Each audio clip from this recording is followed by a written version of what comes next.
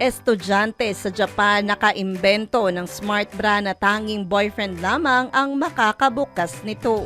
Naging usap-usapan sa social media ang isang Japanese creator matapos niyang gumawa ng smart bra na hindi basta nabubuksan lamang ng regular na hook kundi kailangan ng gamit ng biometric authentication. Ayon sa student innovator na may pangalan na Zawa Works, ang bra ay nangangailangan ng fingerprint recognition technology. Ito ay nadesenyo umano upang maiwasan ng cheating o pangangaliwa. Imbes na password ang kakailanganin ay fingerprint ng partner ang kailangan upang ma-unlock ang bra. Samantala, hindi pa ibinebenta sa merkado ang smart bra sa ngayon, pero ang naturang idea ay nagdulot ng pag-uusap tungkol kung gaano nagiging mas innovated ang pang-araw-araw na buhay ng mga tao. Hi! Ito po si DJ Claire ng radyo natin nationwide.